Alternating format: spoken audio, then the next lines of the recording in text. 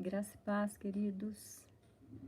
Que bom, né? Estarmos aqui mais uma vez para juntos estudarmos a palavra de Deus.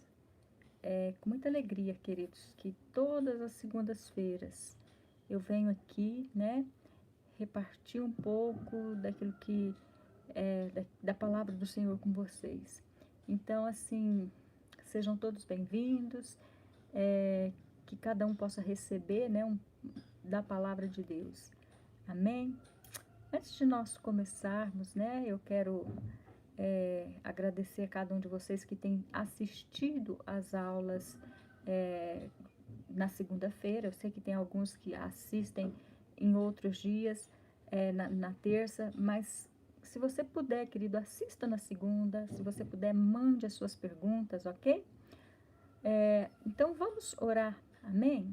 Pai, no nome de Jesus, mais uma vez nós estamos aqui, Pai, para te agradecer, para te louvar, porque somente o Senhor, Pai, é conhecedor de toda a verdade. O Senhor é aquele que nos dirige, nos ensina. Querido Espírito Santo, nos leva agora nesses momentos ao estudo da Tua palavra, leva-nos à Tua verdade, ensina os nossos corações, Senhor, em nome de Jesus, é o que nós te pedimos.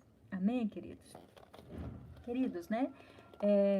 Nós estamos estudando a respeito de escatologia, que é o estudo das últimas coisas, e o estudo das últimas coisas está relacionado ao estado intermediário, né, que foi a aula da semana morte, né, o estado intermediário, que foi a aula da semana passada. Por quê? Porque a morte é o último estágio aqui na Terra, né? Então, assim, a nossa vida terrena acaba através da morte, ou vai acabar através do arrebatamento. Mas, então, estudar a respeito da morte, que foi aquilo que nós falamos semana passada, faz parte de escatologia, porque escatologia estuda as coisas dos últimos dias, é o estudo das coisas finais, das coisas, né? O estudo das doutrinas dos últimos dias. Então, semana passada nós falamos a respeito da morte do ímpio, da morte do justo, do estado intermediário. Entramos no texto lá de Lucas, né, do rico e do Lázaro, que o rico morreu e foi para o Hades, e que o Lázaro morreu e foi para o seio de Abraão, né? Então, ali nós vimos a situação de cada um desses personagens ali, né? Tanto do justo, o Lázaro, tanto do ímpio, né, o rico. Então, nós vimos nessa aula passada a respeito deles. Na aula de hoje, nós vimos onde cada um estará após a morte, né?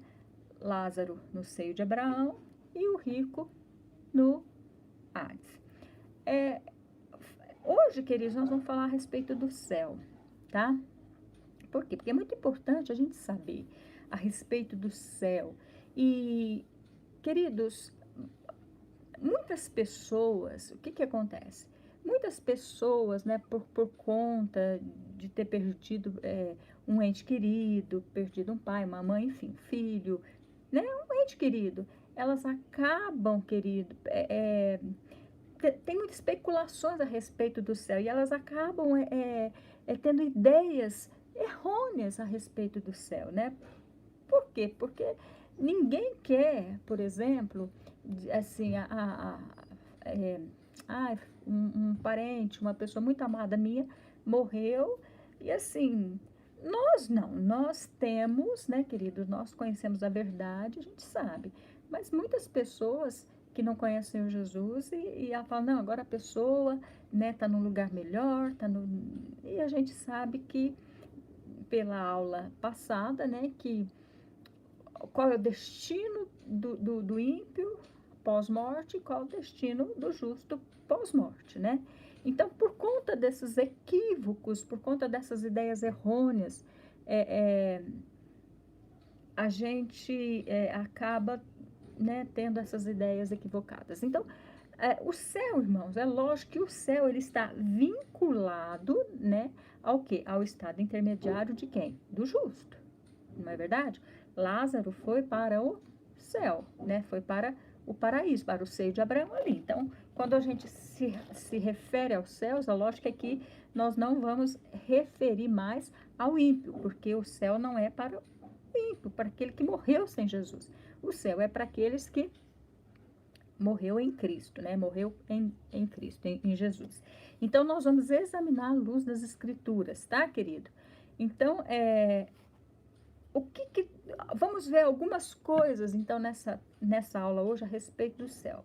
Então, irmãos, a primeira coisa que nós precisamos entender é que o céu é um lugar real e literal, tá? Então, hoje nós vamos ler na palavra, nós vamos ver na palavra a respeito, vamos ler bastante, para que a gente tenha bastante base bíblica e nós vamos examinar a luz da Bíblia mesmo, né? Das Escrituras. Então, o céu é um lugar real e literal, ok?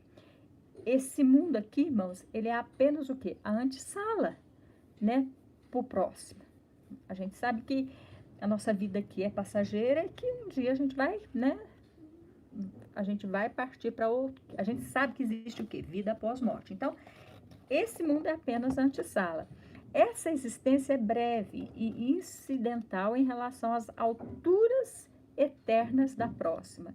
Então, querido, a nossa vida aqui na Terra, ela é muito, por mais que o homem viva, sei lá, 80, 90, até 100 anos, isso não é nada com relação à eternidade, né? Então, assim, a gente tem que estudar? Tem. Eu tô aqui na casa do pastor Silvio, da pastora Rose, e a minha escrivaninha aqui hoje tá meio improvisada, tá, irmãos? Tô sentada aqui no chão. Então, assim, desculpa se vocês me verem mudando aqui, assim, as posições, é porque eu tô no improviso aqui. Então, a gente tem que entender isso, né? Que a vida a nossa vida aqui, ela é muito pequena, irmãos, é muito breve, é muito rápida comparada com a eternidade. Então, nós temos, sim, que pensar no que nos espera, pensar no céu, que é para onde a gente vai, né? Nós cristãos, nós que temos o Senhor, nós não podemos assim, nós não podemos viver aqui nessa terra sem nos preocupar com aquilo que, para onde nós vamos, o lugar onde nós vamos passar a nossa vida, né? Então, Jesus, ele tinha revelado que Judas haveria de traí-lo e também ensinar que ele mesmo seria morto pelos homens.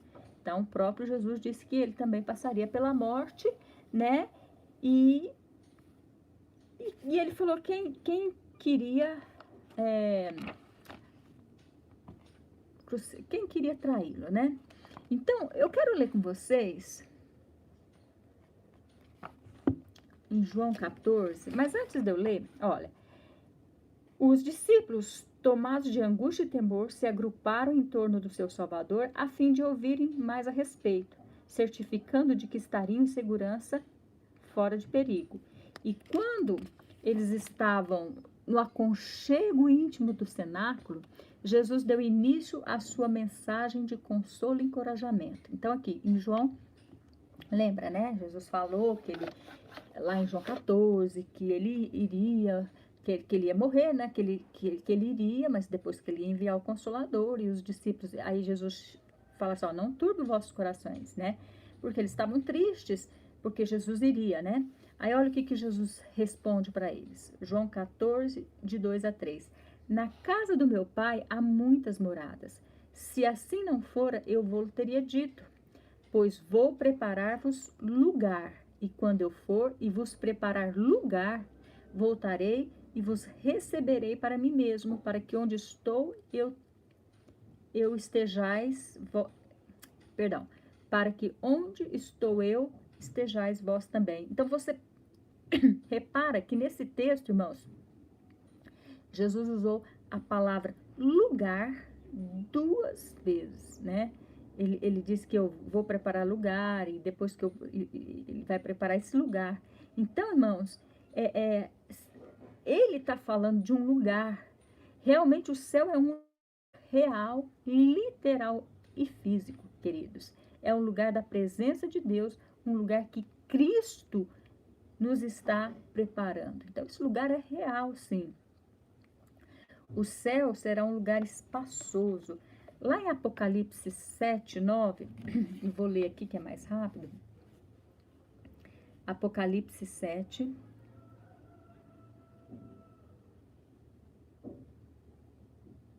Como eu disse, nós vamos ler bastante a palavra hoje. Ó. Depois dessas coisas, vi e eis que grande multidão, que ninguém podia contar, de todas as nações, tribos, povos e línguas, em pé diante do trono e diante do cordeiro, vestido de vestes brancas, com ramos de palmeira nas mãos. Né? Então, ele está falando aqui, onde que eles estavam? Aqui é a visão dos glorificados. Então, depois dessas coisas, ele viu uma grande multidão, né? Ninguém podia contar. Então, aqui a gente percebe que é um lugar muito espaçoso, um lugar muito amplo, né, irmãos? Porque tinha gente de toda tribo, de toda raça, de todas as nações, de todos os povos ali. E eles estavam onde? Diante do trono do Cordeiro, né? Então, diante do trono do Cordeiro, está falando do céu, né? Então, ele é realmente um lugar espaçoso. Apocalipse 21 e 22 também vai fazer referência desse belíssimo lugar. Vamos dar uma olhadinha rapidinho. Apocalipse 21. Não vou ler todo, irmãos, porque, ó, aqui ele vai falar sobre o novo céu, a nova terra. Eu vi também a cidade santa, a nova que descia do céu. E aí ele vai falando como é que ela era, né? Que lá não vai ter choro. Depois, no final, a gente volta aqui, né? Ó, olha, tremendo isso aqui. Aí ele vai falar sobre os vencedores, aí ele fala sobre a nova Jerusalém, como era, que ele mediu o tamanho da cidade, ele viu o santuário. Então, assim, é um lugar, irmãos, é um lugar real, é um lugar físico, como que eu diria, existe de fato, né? Então, onde fica o céu? Qual que é a localização do céu?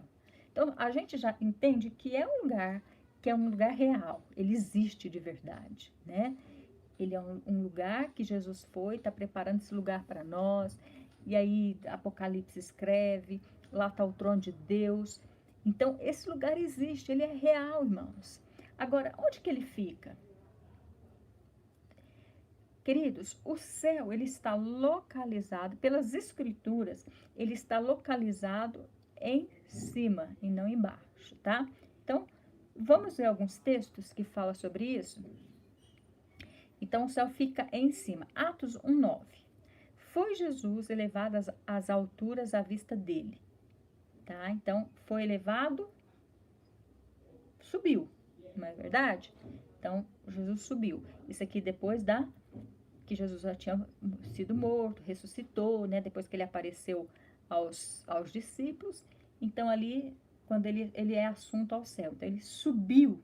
Então, o céu não fica para baixo, ele subiu, né? Em 2 Reis 2:1, diz assim, Elias subiu aos céus num redemoinho. Quer dizer, Elias subiu. De novo, a palavra subiu. 2 Coríntios 12:2 diz assim, Paulo foi arrebatado até o terceiro céu. Paulo subiu. Arrebatamento está falando de subir. 2 Coríntios 12:4. Paulo foi arrebatado ao paraíso. João 14:3. Para que onde eu estejais vós também. Sim, o céu é um lugar onde Jesus se encontra com o Pai em glória. Queridos, além de ser em cima, nós sabemos quem está lá, né? Jesus vai estar lá. Glória a Deus. Aí Apocalipse 21, de 3 e 4 diz assim, eis o tabernáculo de Deus com os homens. Deus habitará com eles. Eles serão povo de Deus e Deus mesmo estará com eles.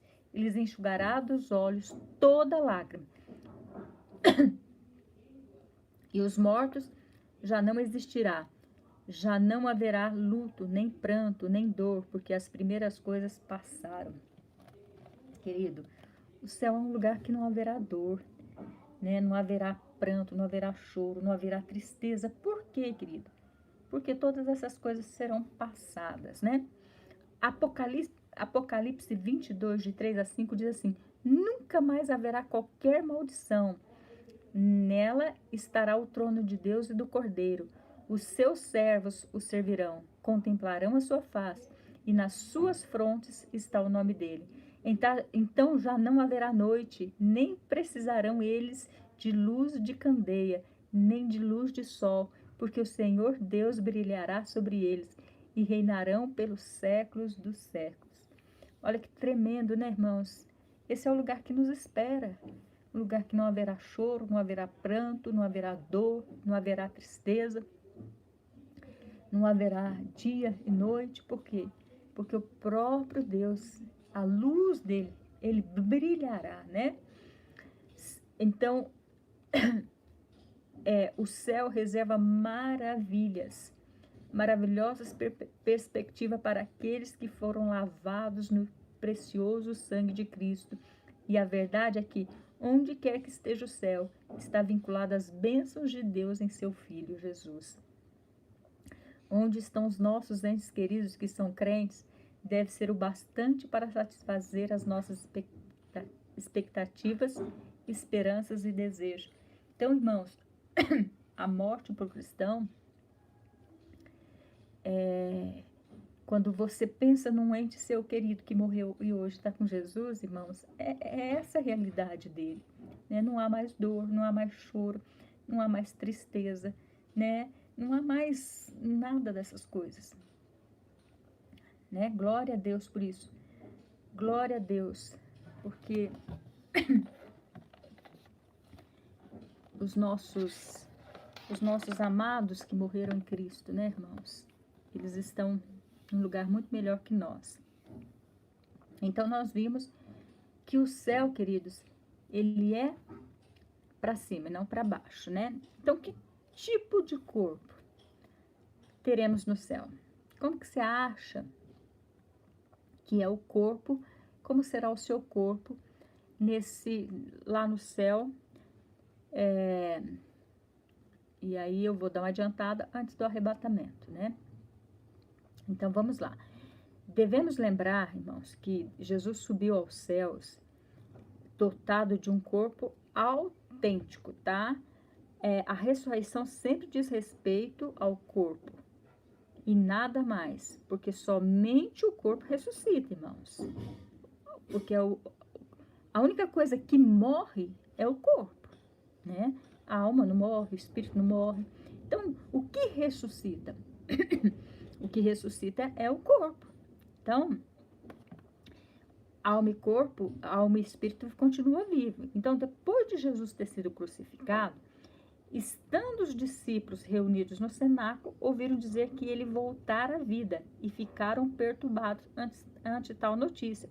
Lucas 24, de 38 a 39, diz assim: mas eles lhe disse, por que estáis perturbado, né, Jesus falando? E por que sobem dúvidas aos vossos corações? Vede as minhas mãos e os meus pés, que sou eu mesmo. Apalpai-me e verificai, porque um espírito não tem carne, nem ossos, como vedes que eu tenho. Então, ele está falando aqui a respeito do quê? Do corpo, tá? Porque a única coisa que morre, como eu disse, é o corpo. Alma e espírito não morre. Lá em João 20, 7, diz assim, né, Tomé, Jesus falando para Tomé, põe aqui o teu dedo e vê as minhas mãos. Chega também a tua mão e põe-na no meu lado. Não sejas incrédulo, mas crente. Lá em 1 João 1:1 diz assim, o que era desde o princípio, o que temos ouvido e o que temos visto, e com os nossos próprios olhos contemplamos, e as nossas mãos apalparam com respeito ao verbo da vida. Apocalipse 1, 17 a 18. João, né, ele teve uma visão de Jesus glorificado, né? Então, olha o que ele diz. Quando vi, perdão, irmãos, quando vi, caí a seus pés como morto. Porém, ele pôs sobre mim a sua mão direita, dizendo, não temas, eu sou o primeiro e o último, aquele que vive. Estive morto, mas eis que estou vivo pelos séculos dos séculos e tenho as chaves da morte e do inferno.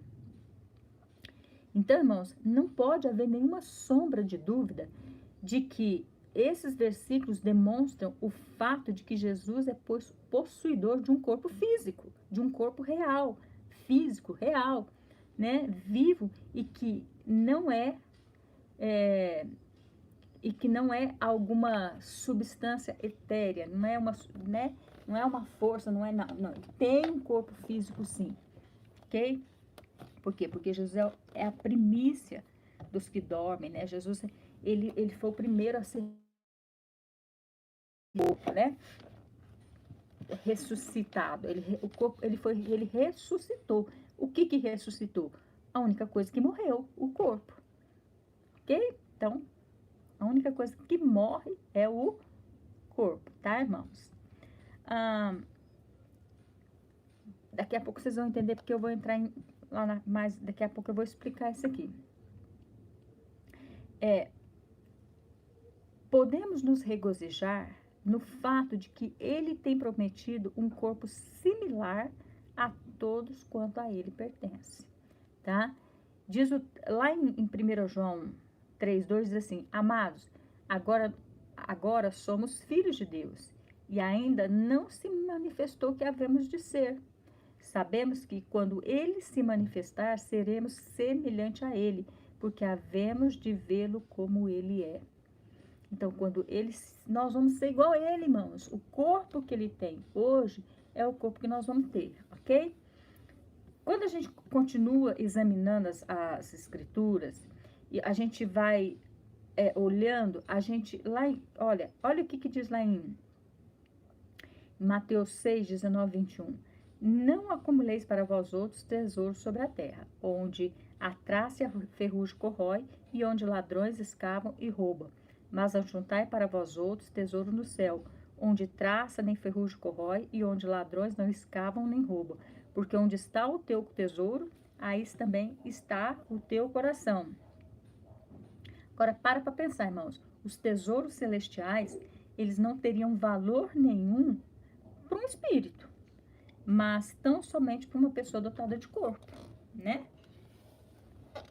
Somente nesse corpo haveria associação lógica entre o indivíduo e esse tesouros. Quer dizer, esses tesouros que ele fala está relacionado ao corpo físico, não ao espírito. Para que espírito vai ter tesouros, né? Portanto, deveremos possuir um corpo real, físico no céu, com o qual possamos sentir, ver, pensar e agir, ok? Os crentes, então nós vamos ter corpos no céu, sim, tá, irmãos?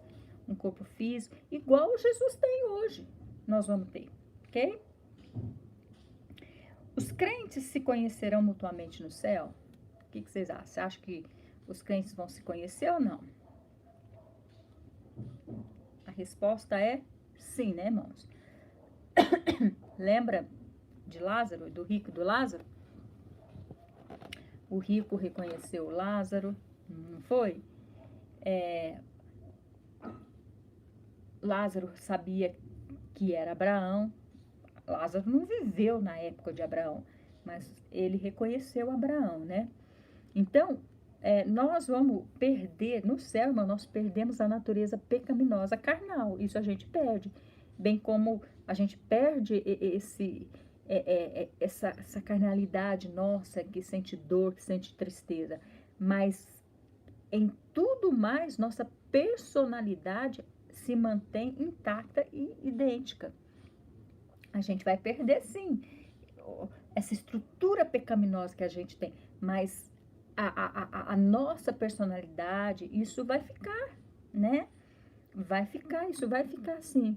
O que é imperfeito será aperfeiçoado, e o que é incompleto será completado.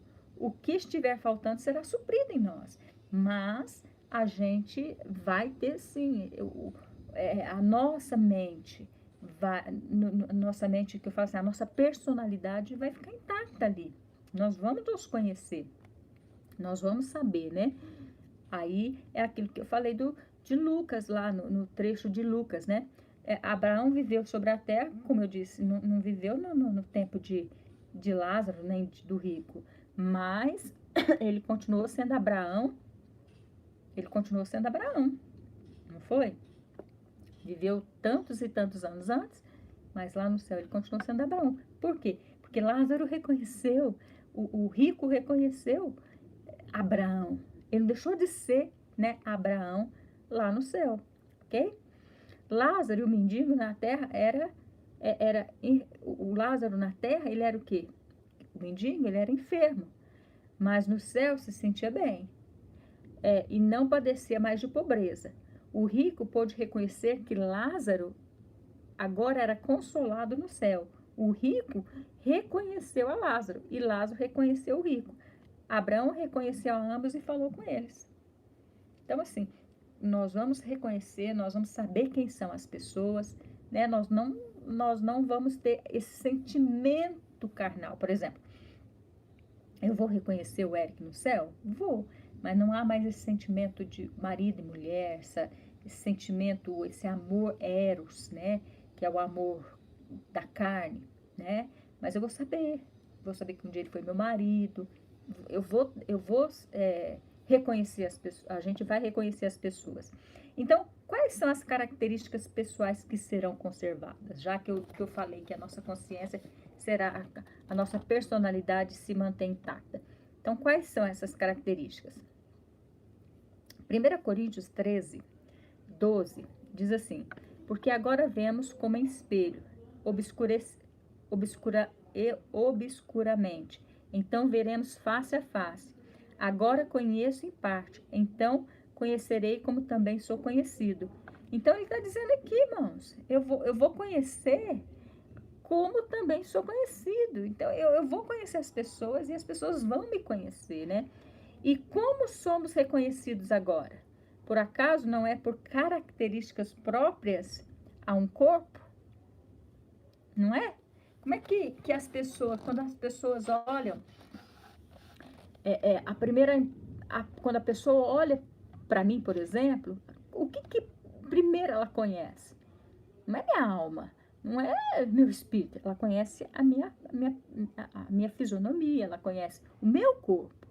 Então, eu serei reconhecido pelo quê? Pelo corpo. É lógico que eu vou ter um corpo, ainda que depois ele vai ser glorificado, mas eu vou ter um corpo, as características do meu corpo mesmo, né, irmãos?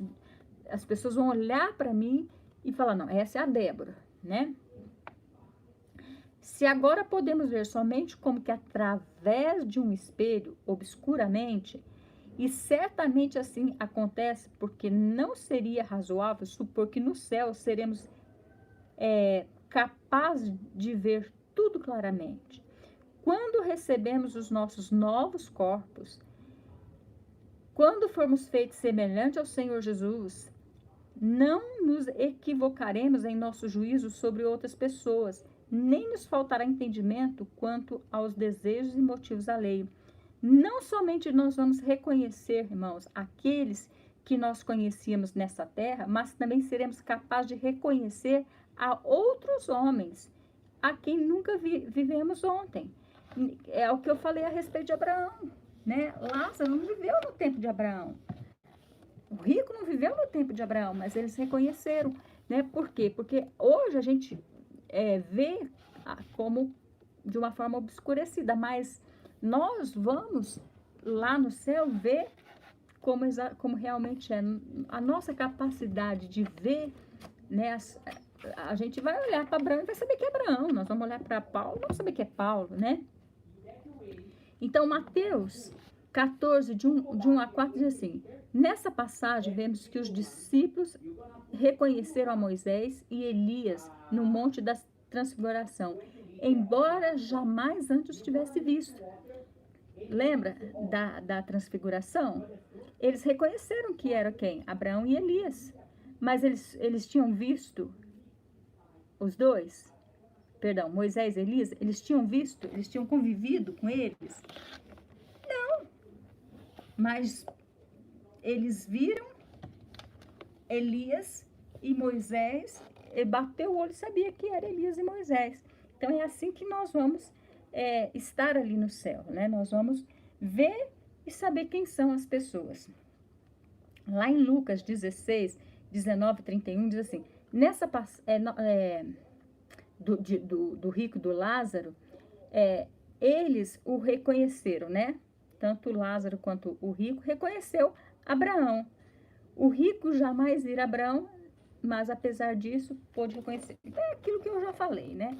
Eles reconheceram sem nunca ter antes convivido ou visto a pessoa de Abraão, né? Que viveu 2000 anos antes deles, né? Então, os que se encontram no céu conservam seus sentidos? Eles conservam seu sentido? Aqueles que estão hoje lá no céu? Olha, entenda uma coisa.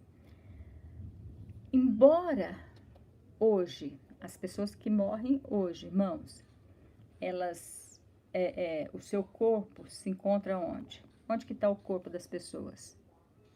Se encontra no sepulcro, certo? Esse corpo glorificado que as pessoas vão ter é depois do arrebatamento. Lembra? Lá, quando... E os mortos ressuscitarão, né? Primeiro. Depois, os que estiverem vivos serão arrebatados juntamente com Cristo nos ares. 1 Tessalonicenses fala disso. Então, os mortos em Cristo ressuscitarão primeiro. Então, todos aqueles que morreram em Cristo, o que vai acontecer? Eles vão... O seu corpo dessa terra vai ressuscitar. Eles serão ressuscitados. Então, o mar devolverá o corpo, os sepulcros vão devolver o corpo, porque eles têm que ressuscitar primeiro, e nós, os vivos que ficarmos, seremos arrebatados. Então, como os olhos, os que se encontram no céu, conservam seu sentido? Sim. Por quê? No próprio texto, que é o texto base, né, para nós estudarmos esse assunto, nós vemos ali, eles veem como se tivessem olhos, né? Eles estão vendo, irmãos. Porque lá no texto de Lucas, lá do rico e do Lázaro, o que a gente lê? A Bíblia diz que o rico viu Lázaro no seio. Então, ele viu. Então, o sentido de ver tem. O que mais? Ouve como se tivesse ouvidos. Por quê? Eles ouviam o que cada um dizia. Não é? Falam como se tivessem línguas. Então, ele conversou, não conversou? Aqui, ó, Mateus 17:3, nessa passagem, Moisés e Elias falam com Jesus, lá no Monte da Transfiguração. Eles conservam os seus sentidos. Lembra que Lázaro era o quê? Atormentado no Hades, mediante o seu tato. Então, assim, ele estava em tormento. Então, eles conservam o seu sentido, sim, né? Porque o rico ouviu, viu Lázaro no seio de Abraão. Então, todos esses sentidos estavam presentes, não tinham desaparecido, estavam presentes ali. Então, a alma ela é o centro da vista, da audição, da fonação, né, da fala, dos sentimentos, do raciocínio, etc. Olhos, ouvidos, língua, etc. são apenas instrumentos físicos do homem para transmitir ou receber aquilo que a alma deseja. Então, o centro, querido, da nossa visão, tudo, é a alma. A boca, por exemplo, o centro da visão, irmãos, é a nossa alma. Mas qual é o instrumento que a gente vê? São os olhos. Esse instrumento, os olhos, o olho físico, está na terra, né? Para quem morreu, está no sepulcro. Mas a visão está conservada. A pessoa não perdeu a visão. Ela perdeu, vamos dizer assim, os olhos, que ficou na terra. Mas a visão ela não perdeu, porque de alguma forma ela viu, né? O rico viu Lázaro no seio de Abraão. Então, esse corpo físico, né, que nós teremos lá, esse corpo espiritual que a gente vai ter lá no céu, e depois nós receberemos esse corpo, porque o nosso corpo físico, esse corpo aqui, irmãos, deixa eu explicar para você entender. Esse corpo físico meu aqui que vai morrer, né? Se eu morrer, essa carne o homem pó, do pó voltará. Essa carne minha aqui, física, se eu morrer, ela vai para a terra, né? Vai para o sepulcro. E o que vai para o céu é meu espírito, minha alma. E ali, esse corpo espiritual vai estar presente lá. Quando do arrebatamento, que é a nossa próxima aula, que a gente vai começar a falar sobre isso, quando isso acontecer, querido, que a minha alma, o meu corpo se eu morrer antes do arrebatamento, o meu corpo vai ressuscitar, esse corpo físico vai ressuscitar, igual o corpo de Lázaro ressuscitou, igual o corpo de Jesus ressuscitou, só que nós seremos transformados, nós teremos um corpo glorificado, como é o de Jesus hoje, né? Então, nós temos, a nossa alma é o centro de tudo, tá? O instrumento é a boca, os olhos, o ouvido, são instrumentos, mas o centro da audição, o centro da visão, o centro da boca da fala, vamos dizer assim, é a nossa alma. Deus é espírito, não obstante no dizer das escrituras, né? Olha o que ele diz: quando ao Senhor seus olhos passam por toda a terra para mostrar-se forte com aqueles cujo coração é totalmente dele. 2 Crônicas 16:9. Deus não está limitado às faculdades físicas de maneira alguma, né? Então, assim, Deus não está limitado a esse corpo, irmãos, esse corpo físico, né? Quando a Bíblia diz que os olhos do Senhor passam por sobre toda a terra, não está falando o olho, é a visão dele, os olhos, né? Estão passando. Deus, ele é o quê? Deus é espírito, né? No entanto, a voz de Deus foi ouvida do Monte Sinai. Então, falou Deus todas essas palavras. Está lá em Êxodo 20, verso 1. A alegria entre os anjos do céu por causa de um pecador que se arrepende. Não é razoável acreditarmos que entre esses anjos estejam incluídos aqueles a quem amamos e que se foram daqui antes de nós? Então, querido, há esse sentimento, esse sentir, sim. Concluímos que no céu, os nossos entes queridos e outros que têm amado ao Senhor veem, ouvem, falam, cantam e se regozijam. A existência no céu é mais rica, mais satisfatória e mais gloriosa, mais real do que para os santos que ainda estão confinados a essa terra, os quais só podem ver como que através de um espelho obscuramente. Então, irmãos, é infinitamente melhor a situação daqueles que partiram com Cristo que a nossa, porque hoje nós estamos vendo de forma obscura, como, né, sem conseguir enxergar tudo, mas eles não, eles vêm de uma forma, com uma visão aberta, vamos dizer assim. Então, portanto, que reconheceremos a outros no céu, e é fato provado pela palavra de Deus. Isso tem sido confirmado, né, pelo bendito testemunho dos santos que viveram, né, que já morreram, os crentes. Então, querido, nós vamos nos reconhecer, nós vamos saber quem é quem, né, Lázaro, isso aqui a gente já falou. Os crentes, eles devem, então, irmãos, anelar, desejar de todo o seu coração pelo céu. Muitas vezes, o que a gente percebe? Que os crentes, eles estão vivendo como os pagãos, né? Pregamos que é para alguém que é maravilhoso ser crente, que equivale isso a ganhar o céu e rejeitar o inferno, Mas só que a gente, às vezes, irmãos, a gente não anela, a gente não deseja isso, né? Mas quando algum dos nossos entes parte, a gente entra em desespero. A gente, na verdade, irmãos, eu sei que, eu vou falar isso aqui, eu sei que não é fácil, tá?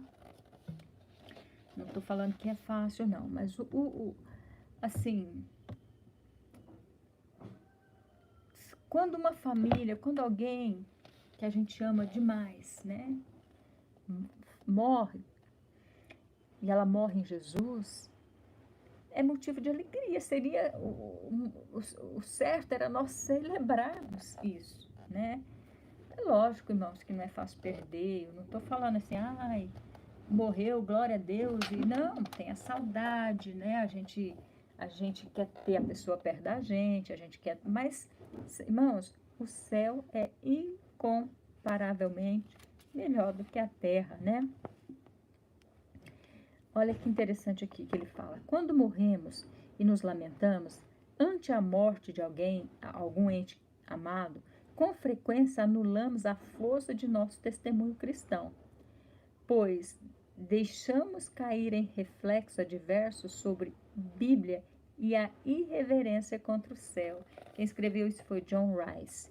Quer dizer, irmãos, a gente vai contra o nosso próprio testemunho. Porque a gente prega tanto, né? A gente fala que o céu é um lugar maravilhoso, cheio de glória e gozo.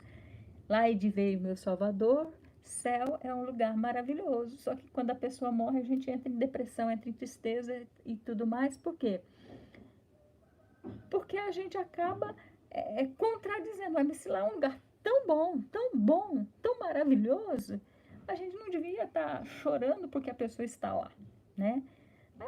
Às vezes a gente, lógico, vai chorar, não estou falando que a gente não vai chorar a perda, a tristeza, de saber que por um tempo a gente não vai mais ver essas pessoas, mas não deveria ser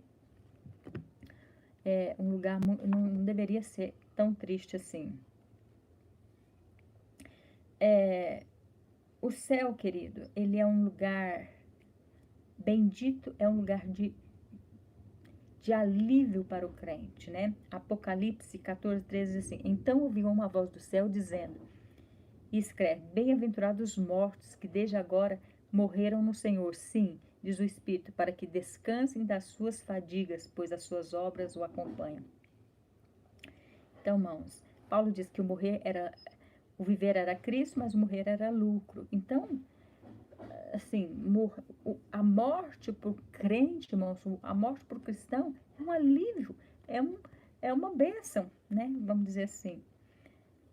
Grande é o lucro para quem entra no céu. Lucas 10:20 diz assim, não obstante, alegrai-vos, não porque os espíritos se submetem, e sim porque os vossos nomes estão arrolados no céu. Então, irmãos, a gente tem que se alegrar, porque o nome da gente está escrito lá, queridos, né? Vamos para a presença de Cristo por ocasião do quê? Da morte, né? Eu não vou ler tudo porque não vai dar tempo. Filipenses 1:23, João 14:3, 2 Coríntios 5:8, Colossenses 3:4 e 1 João 3:2. Então, quando a gente chegar lá, querido, nós vamos ver novamente os nossos entes queridos, né? A gente vai poder vai encontrar eles lá. Os crentes não terão mais contato com o pecado. Olha que benção, irmãos. A gente nunca mais vai ter que ter luta, né? Para viver em santidade.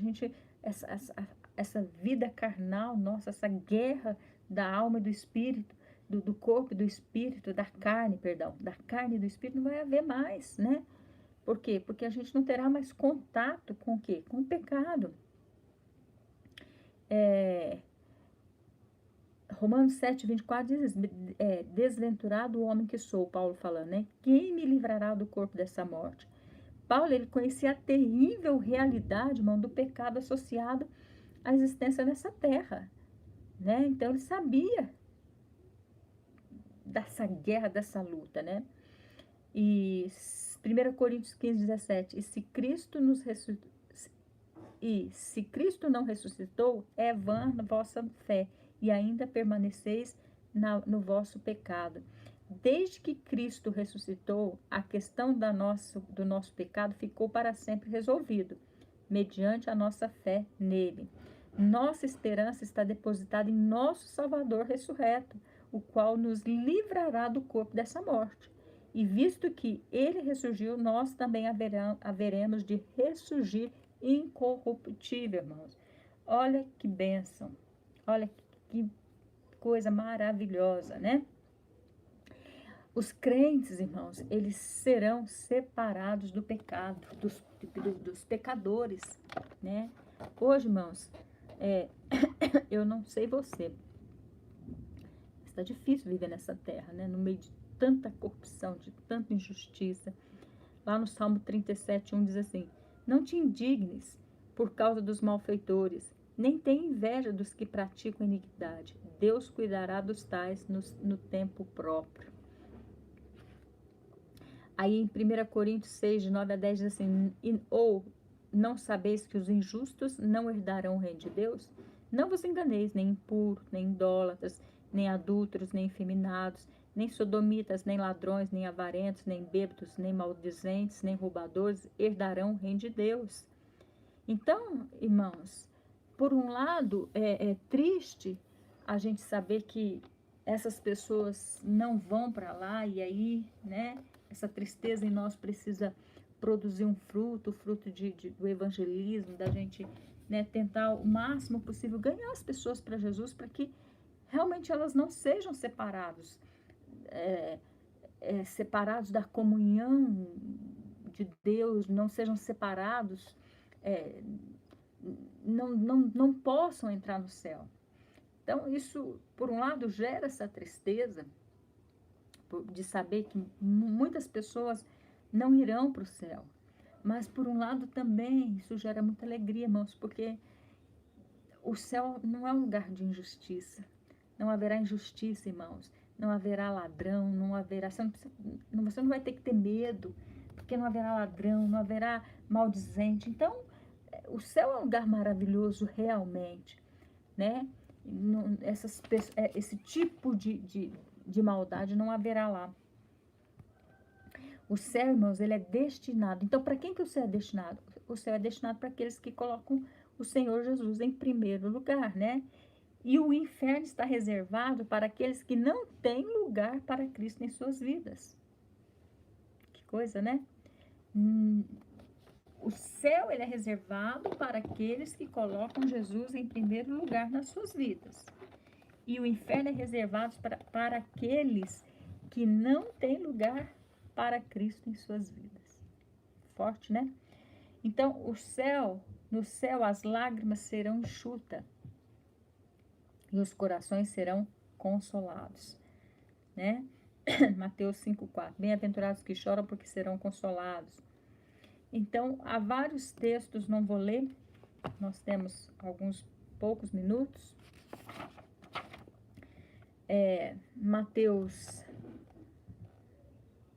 Salmo 30, verso 5 diz assim: ao anoitecer pode vir o choro, mas a alegria vem pela manhã. Apocalipse 21:4. E lhes enxugará dos olhos toda lágrima, e a morte já não existirá. Já não haverá luto, nem pranto, nem dor, porque as primeiras coisas passaram. Então, no céu não haverá tristeza, né, irmãos? E toda a nossa lágrima será enxugada, né? É interessante, se no céu não há tristeza, por que ele disse isso? Você já parou para pensar? Você já parou para pensar nesse versículo? Se a Bíblia está dizendo que no céu não haverá tristeza, não haverá dor, mas por que ele vai ter que enxugar as lágrimas dos nossos olhos? Por que então a gente vai chorar? Esse texto aqui, querido, está relacionado, porque na Bíblia, como eu disse, né, não há contradições. Mas essas lágrimas aqui, porque quando houver lá no final do milênio, irmãos, o julgamento do trono branco, que é o julgamento das nações, dos ímpios, né? Lá para frente a gente vai falar sobre ele.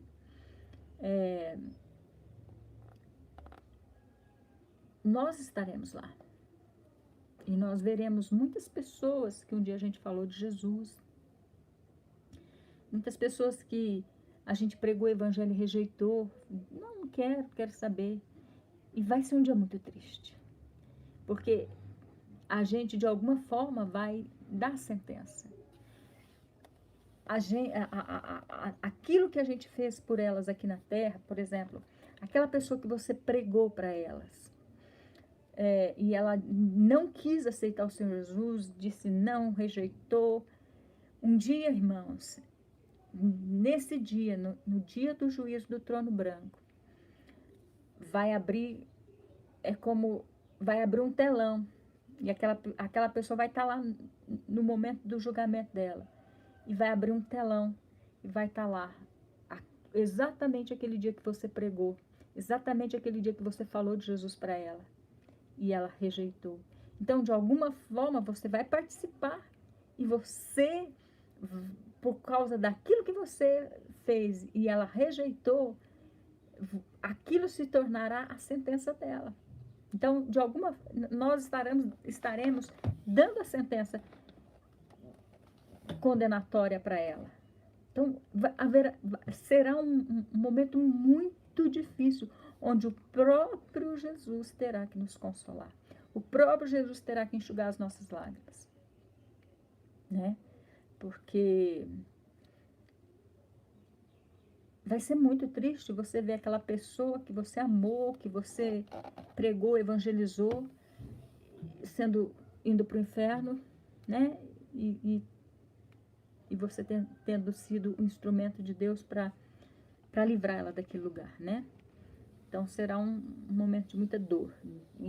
Então por isso que ele enxugará dos nossos olhos toda lágrima, e a morte já não existirá, já não haverá luto, nem pranto, nem dor, porque as primeiras coisas passaram. Então, morrer em Cristo, irmãos, é obter as recompensas eternas. A gente sabe, irmãos, aí recompensas aqui estão falando dos galardões, né? A gente sabe que quando esse dia chegar, né, quando nós morrermos, nós seremos julgados ali no tribunal de Cristo, porque o nosso julgamento é diferente, né, irmãos? Nós não seremos julgados para condenação, nós seremos julgados as nossas obras, para galardão, né? Então, o julgamento do crente não é para, se ele vai para o céu, se ele vai para o inferno, não. O julgamento do cristão é para galardão, e isso será no tribunal de Cristo, tá? Mas isso eu vou falar lá na frente. Então, nós teremos recompensa, né? E aí são os galardões que cada um de nós vamos receber de acordo com aquilo que nós fizemos, aquilo que, se nós cumprimos ou não, né? Não aquilo que nós aquilo que nós fizemos para o Senhor. Tudo aquilo que você fez, irmãos, está sendo computado para a eternidade, né? Tudo que você faz em amor. Interessante, irmãos. Uma vez eu li um livro, e eu queria muito achar esse livro, eu não lembro o nome do livro, mas ele diz assim, que tudo o que você faz em amor é computado. Aquilo que você faz, tipo assim, vou fazer, né? Que não é computado. Então, porque Coríntios 13 fala, né? Se eu não tiver amor, irmãos, ainda que eu dê o meu corpo a ser queimado, ainda que eu venda todos os meus bens e distribua aos próprios, se eu não tiver amor, não tem valor.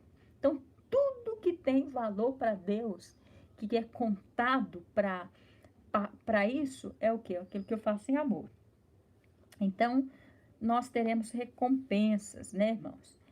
Lá em Daniel 12, 3, diz assim: Eis os que foram sábios, pois resplandecerão como o fulgor do firmamento, e os que a muitos conduzirem à justiça como as estrelas, sempre e eternamente.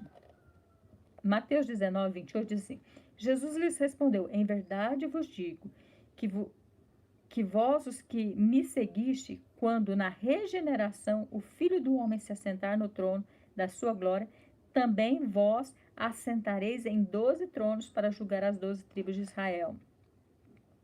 Os crentes haverão de receber as seguintes coroas conferidas devido à sua fidelidade. Então, nós teremos galardões, né? Quais são as coroas que cada um de nós vamos receber? De acordo com a fidelidade, tá? Coroa do ganhador de almas. Ela tá lá em 1 Tessalonicenses 2,19. Eu não vou ler, tá, irmãos? Eu tenho só 5 minutos. Mas você lê. 1 Tessalonicenses 2,19. Coroa de alegria, que é a coroa do ganhador de almas. 1 Pedro 5,4, que é a coroa de glória, que é a coroa do ensinador, né, daquele que ensina. 2 Timóteo 4,8, é a coroa da justiça, é a coroa de quem aguarda a vinda de Cristo. Tiago 1,12, é a coroa da vida, a coroa do sofredor, aquele que permaneceu, né, apesar dos sofrimentos. Apocalipse 2,10, irmãos, é a coroa da vida, que é a coroa do Marte, né? Quantos irmãos nossos hoje aí estão morrendo, né, irmãos? Até lá no próprio Afeganistão, estão morrendo, né? Por amor a Cristo, né?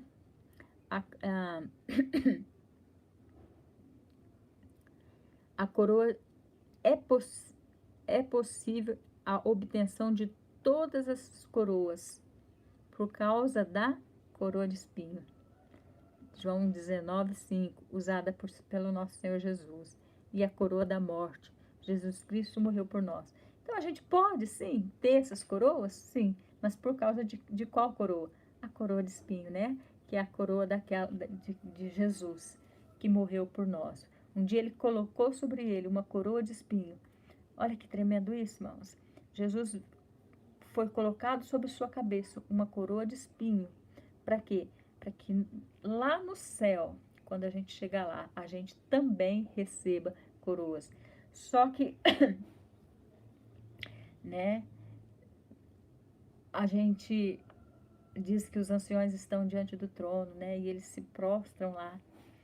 E a coroa que a gente receber, né, irmãos, a gente vai colocar aos pés dele, porque a gente só vai chegar lá por causa dele, né, irmãos? Então, eu queria, né, deixar essa palavra a respeito do céu. E na próxima semana, tá? Então, a gente já começa a questão do arrebatamento, tá? Mas antes de eu começar a respeito do arrebatamento, eu quero falar sobre a profecia. É impossível, irmãos, você estudar a profecia, escatologia, estudar Apocalipse, sem linkar a Daniel, tá? Então, agora, na próxima aula, propriamente dito, eu vou entrar nessas questões do arrebatamento, aí as visões, né? As visões, não, esqueci a palavra, mas as formas, né?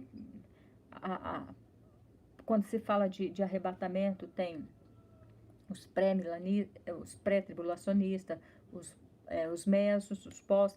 Então, nós vamos estudar um pouco de cada um desses, tá?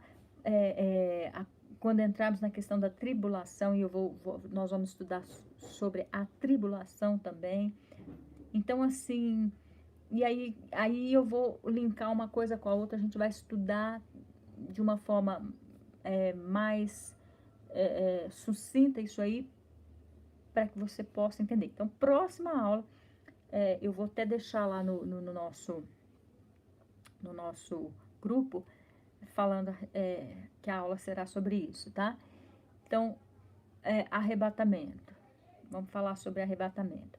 Então, queridos, para a gente encerrar, o céu, o céu, perdão, tá, irmãos? O tempo aqui é muito... tá um pouco diferente aqui, é muito pó, né? Assim, estranho a gente... Então, nós vamos estudar... Hoje nós vimos, né? Semana passada nós vimos sobre... eu precisava dar esse pano de fundo. Eu acho que eu precisava, antes de nós entrarmos nesse assunto de arrebatamento, explicar um pouco sobre a morte, sobre o estado intermediário da alma, sobre o céu, né, irmãos? E depois a gente entrar propriamente nessa questão, arrebatamento, tribulação e milênio, tá? Tribunal de Cristo, juízo do trono branco, tá? Eternidade. Então, o céu, irmãos, é um lugar maravilhoso, né? É um lugar que todos nós devemos desejar de todo o nosso coração. O céu é um lugar que nós não podemos, nós como cristãos, irmãos, nós devemos anelar por ele, ok? Entendendo que nós teremos um corpo, que nós estaremos lá conscientes, aqueles que morreram, que já estão, os que morreram em Cristo, né? Porque só quem morreu em Cristo está no céu. Essas pessoas estão conscientes. Agora, a questão é que as que estão lá não estão olhando para cá, tá, irmãos? É igual essas pessoas falam, a pessoa... Não. Lembra que Abraão disse para Lázaro, não, para o rico, há um abismo. Tanto Lázaro não podia passar para cá, para o lado do rico, e nem o rico passar para lá. E nem o rico poderia voltar para avisar os irmãos. Então, uma vez morto, morto para sempre. Não há purgatório, não há essas coisas, nada, né? Uma vez morto, morto para sempre. E também essa questão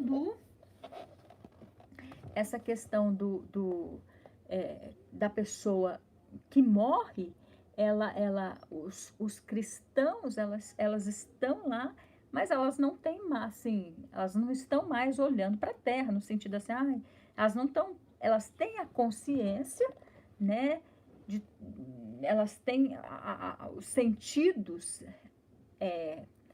intactos, elas sentem, ouvem, veem, mas elas não estão